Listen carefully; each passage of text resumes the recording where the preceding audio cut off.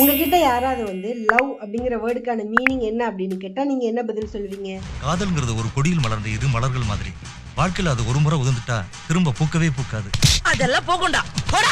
Obviously உங்க மனசுல love அப்படிங்கிறதுக்கு ஒரு டெஃபினேஷன் வச்சிருப்பீங்க. அந்த பதில தான் எங்க கிட்ட சொல்லுவீங்க. இதே கேள்வியை உங்க ஃப்ரெண்டு கிட்டயோ இல்ல வேற எதுக்கிட்ட கேட்டா நீங்க என்ன பதில் சொன்னீங்களோ அதே பதில் தான் அவங்களும் சொல்லுவாங்கன்னு எதிர்பார்க்கிறீங்களா? என்னடா? Obviously no.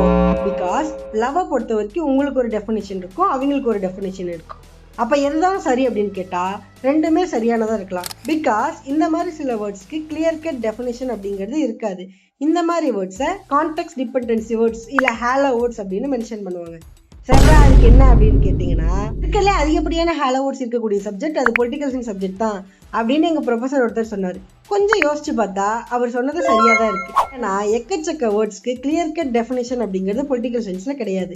இப்போ பொலிட்டிக்கல் சயின்ஸ்ல ஜஸ்டிஸ் அப்படிங்கிற ஒரு கான்செப்ட் எடுத்துக்கிறோம். அந்த கான்செப்டை ஒவ்வொரு பொலிட்டிக்கல் திங்கரும் ஒவ்வொரு காலகட்டத்திலையும் ஒவ்வொரு டெஃபினேஷன் சொல்லியிருப்பாங்க. இதுக்காக அவங்க சொன்ன டெஃபினேஷன் தப்பா அப்படின்னு கேட்டா கிடையாது. Definitely not. அவங்க சொன்ன டெஃபினேஷன் அப்படிங்கிறது அந்த காலகட்டத்துக்கு சரியானதா இருக்கலாம். மாடர்ன் டேல அதை சூட் பண்ணி பார்க்கும்பொழுது அது சரியானதா இருக்காது.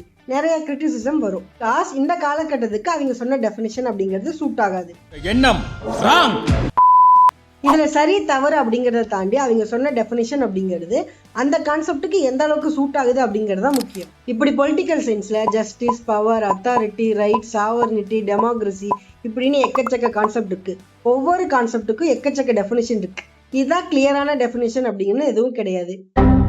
இப்படி கிளியரான டெஃபினேஷன் இல்லாத வேர்ட்ஸ் உங்களுக்கு எதாவது தெரிஞ்சிருந்தா கீழே கமெண்ட்ல சொல்லுங்க. தேங்க்யூ.